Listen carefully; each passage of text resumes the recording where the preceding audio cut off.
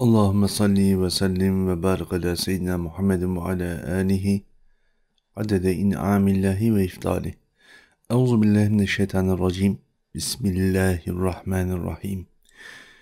Efendim Cenab-ı Hakk'ın izni inayetiyle alemlere rahmet olan Resul-i Kibriya aleyhissalatü vesselam Efendimizin Nur-u Muhammedisinin nefes alıp vermek gibi bir karşılığı olan 18 bin alemin yaratılışıyla beraber şimdi mahlukatın dile gelmeye başladığı ana gidiyoruz.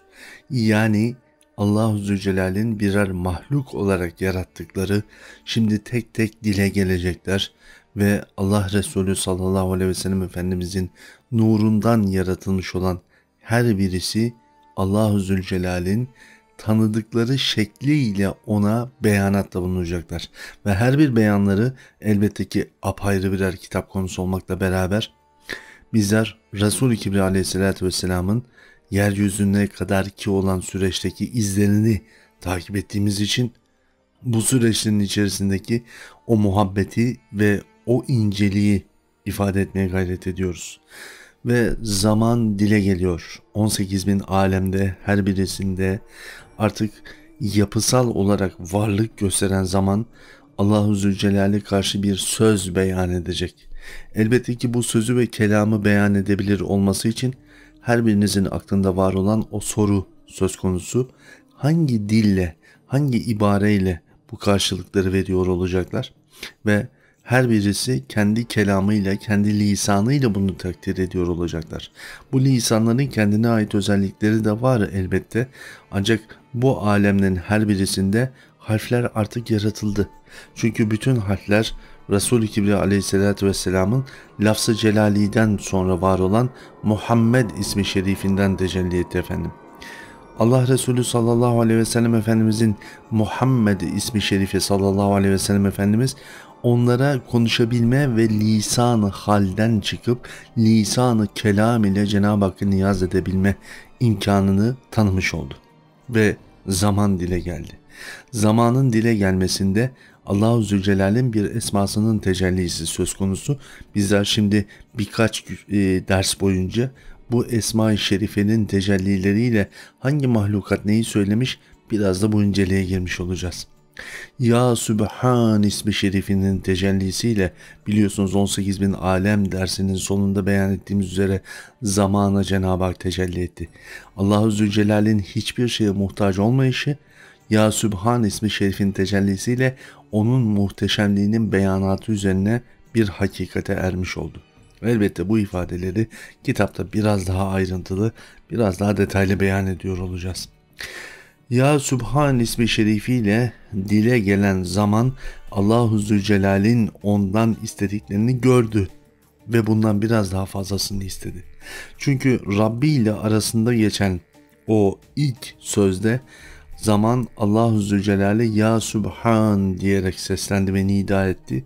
Tabiri caizse secdesine erdi. Çünkü bütün mahlukat o secdeyle başladılar her şeye. O secde sadece bizim alnımızı yere değmemiz gibi düşünmeyin. Aynı zamanda boyun bükmek, aynı zamanda maddenin yaratıcısını tanıma anı olarak kavrayabilirsiniz. En temel manada bakarsınız eğer. Dedi ki zaman ya Rabbel Alemin, ben üzerimde şereflilerin en şereflisini mi taşıyacağım? Çünkü Allah-u Zülcelal ey zaman söyle dedi. Zaman da Allah-u Zülcelal'e nida ederek Ya Rabbel Alemin, ben üzerimde senin Sübhan ismi şerifin tecellisiyle ne için yaratıldım dedi. Allah-u Zülcelal zamana nida ederek sen bir son için yaratıldın, içinde sonu taşımaktasın ve içinde başı taşımaktasın dedi. Zaman buna mütekabil olarak da hem başı hem sonu nedir ya Rabbel Alemin dediğinde ey zaman sen Muhammed'imin nurunu taşıyansın buyurdu.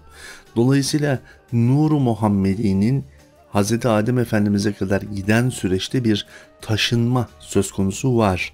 Ama Hz. Adem Efendimiz de insan olarak taşınması gibi düşünmeyin bunu. O nuru Muhammedi'nin bütün alemlerdeki birer karşılığı, birer izi olarak düşünebilirsiniz. Çünkü bir sonraki derste kalemde, arşta ve dahi suyun üzerinde bunun etkilerini görüyor olacağız. Tabii ki zaman Allah Resulü ile beraber geçireceği vaktin içerisinde özellikle makam-ı mahmuda kadar olan süreci ve bundan ötesini de isterim ya Rabbi dedi. Çünkü biliyorsunuz zaman kader muazenesi, kader kübü içerisinde. Onun dışında herhangi bir yerde olabilmesi mümkün değil. Ve Cenab-ı Hak makam-ı mahmuda eriştireceği Resul-i Kibriya aleyhissalatü vesselam ile Miraç'ta yüz yüze görüşeceği anda zamanı ve bir sonraki derste ifade edeceğimiz üzere mekanı var olabilme izni verdi. Zamanı ve mekana muhtaç olmayan Allah-u Zülcelal'e zamana ve mekana muhtaç olan Resul-i Kibriya aleyhissalatü vesselamın görüşebilmesinde artık zaman ve mekanda kendi tabirimizle ifade etmek istersek eğer o alanda olabilme imkanını söz konusu oldu. Allah Zülcelal'in miracın son anına kadar sonrasına ermek için bir izin verdi zamana ve zaman ilk defa orada yani Miraç'ta Cenab-ı Hakk'a tabiri caizse yaklaşabilme cihetine erdi. Zamanın Cenab-ı Hakk'a en yakın olduğu an Resul-i Kibriya aleyhissalatü vesselamın miracında söz konusu oldu. O yüzden her Miraç gecesinde zamanın kendine has ayrı bir tavrını da gece boyunca yaşarız.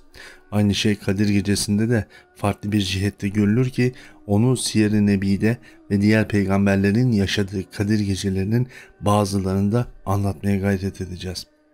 Bütün kusurlardan münezzeh olan Ya Sübhan ismi şerifiyle dile gelmiş olan zaman bu Muhammed ismi şerifinin tecellisinden hareketle her bir harfine karşılık bir hakikatle alemler içerisinde neyi nasıl yapacağını Cenab-ı Hakk'a onun emri dairesinde tekrar mahiyetinde ifade etti. Ve şöyle dedi zaman: mim cihetinden ona kadar gelen tüm neslin temizliğine gayret edeceğim. Ve bu gayretle ya Rabbi senin emrin üzerine ona tertemiz olan o nuru Allah Resulü sallallahu aleyhi ve sellem Efendimiz'e kadar ulaştıracağım. Peki bunun anlaşılabilir karşılığı nedir diye soracak olursanız, Nuh aleyhisselamın yaşamış olduğu tufanın bitişini zaman biraz geciktirdi. Çünkü Hazreti Nuh aleyhisselamın üzerinde var olan nurun kendisinden evlatlarına geçişi için gerekli olan bir zaman dilimine ihtiyaç vardı. Bu zaman dilimi eğer tufan erken biterse biraz daha farklı bir noktaya gidebilir diye zaman bu noktada uzadı. Harfi H var biliyorsunuz Muhammed ismi şerifinde. Harfi H ile onun hayatının yayılmasına vesile oldu. Yani Resul-i Kibriya aleyhissalatü vesselamın yeryüzünde adının her mekanda duyulabilir olması ve hayat verir olabilmesi Muhammed ismi şerifin harfi H'sında vardır.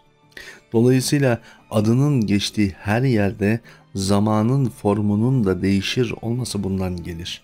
Ne zaman başınız dara düşse biraz zamanın ötelenmesini, biraz şu zamanın bereketini Cenab-ı Hak'tan niyaz etseniz, ya Muhammed aleyhissalatü vesselam diyerek Allah Resulü'nün adını tekrar etseniz, zaman orada da Cenab-ı Hak'tan almış olduğu izni inayetle sizlere bereketini gösterebilir biiznillah. Üçüncü bir harf var biliyorsunuz, harfi dal. Harfi dal ile bütün alemlerin zamanı ona meyletti. Yani geçiş çarkının merkezi oldu. Bütün peygamberler kendi zamanlarında, kendi ömürleri içerisinde mutlak surette Resul-i Kibriya aleyhissalatü vesselam'dan bir bahisle ifadelerini yerine getirir oldular. Elbette ki hem kendi ihtiyaçlarıydı bu, hem de zaman telakkisinde Allah-u Zülcelal'in zamana vermiş olduğu bir vazifeydi. Bu vazife-i ilahi zamanla Resul-i Kibriya aleyhissalatü vesselam arasında öyle bir ilişki kurulmasına vesile oldu ki bizler Miraç hadisesinde zamanın Allah Resulüne nasıl hizmet ettiğini en açık şekliyle gördük. Hz. Ayşe validemiz Resul-i Kibriya aleyhissalatü vesselam'dan Miraç hadisesini dinlerken meşhur hadis-i şerifte gittiğimde ve geldiğimde ya Ayşe yatağım hala sıcaktı buyurmuşlardı. Miraç'ta yaşanan bu olay elbette ki siyerin her anında farklı tatlar, farklı renkler, farklı tecellilerle hasıl oldu. İnşallah her birisini beraberce yavaş yavaş öğreniyor olacağız. Ama bildiğimiz bir şey var şimdi. Zaman Resul-i Kibriya aleyhissalatü vesselamın adına ve adıyla ve adı için bereketlendi. Kalın sağlıcakla.